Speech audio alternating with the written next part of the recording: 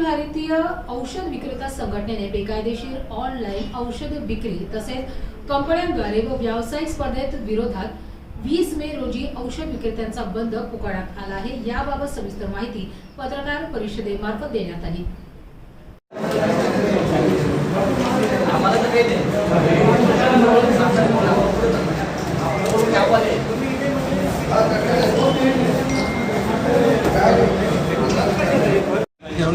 नितीन भाऊ दांडगे देशमुख सर, तसंच आमचे संघटक सचिव मराठवाड्याचे इजानुल्ला, तसेच आमचे कार्यकारिणी मेंबर सचिन मुगदिया सर, तसेच आमचे सहसचिव सुनील देशमुख।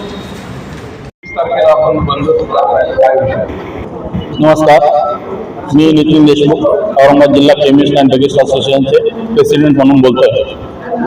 आम्ही अखिल भारतीय औषध विक्रेत्यांचा 20 मे रोजी ऑनलाईनच्या विरोधात आणि कॉर्पोरेट डिस्काउंटच्या बाबतीत आणि स्फुरद डुप्लिकेट औषधी या बाबतीत आम्ही बंद पुकारत आहोत। आमच्या मागण्या गेल्या 5 वर्षापासून आम्ही सरकारकडे मागण्या मागतोय, पण तिला कुठेही दाद दिला जात नाही। त्याच्यामुळे हा बंदचा पवित्र आम्हाला आमच्या ऑल इंडियाचे अध्यक्ष माननीय जगन्नाथ बाप्पा शिंदे यांच्या मार्गदर्शनाखाली हे आंदोलन आम्ही उभं केलेलं आहे। याचा रुग्णसेवेवर परिणाम होईल असं वाटत नाही?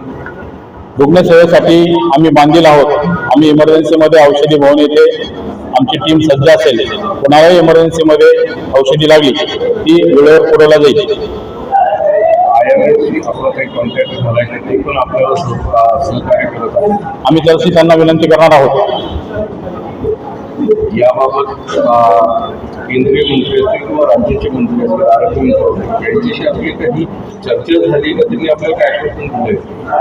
आमची वारंवार मागणी त्यांच्याकडे राहिली, पण त्याला कुठेही त्यांनी दाद दिलं न दिल्यामुळे हा 20 मेचा रोजीचा बंद आम्ही पुकारत आहोत।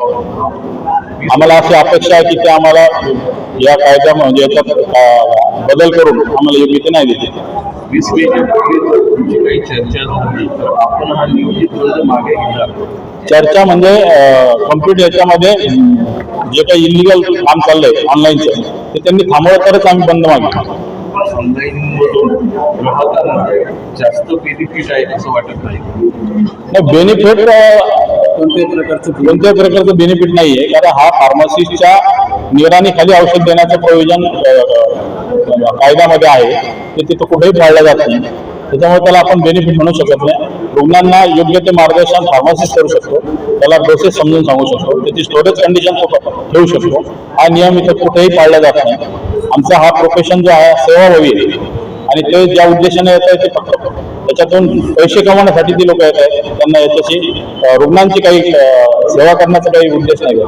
छत्रपती संभाजीनगर मेडिकल हब त्या दिवशी मेडिकल हब स्टॉप होईल असं वाटत नाही। इमर्जन्सीमध्ये आम्ही आहोत। इमर्जन्सी आपण मोठमोठ्या हॉस्पिटलमध्ये जे मेडिकल शॉप्स आहेत ते पण तुमच्या बरोबर सहभागी होतील का? ते चालू जरी ते आता बघा सहभागी होतील, पण रुग्णांची गैरसोय होणार नाही एवढी काळजी आम्ही घेऊ।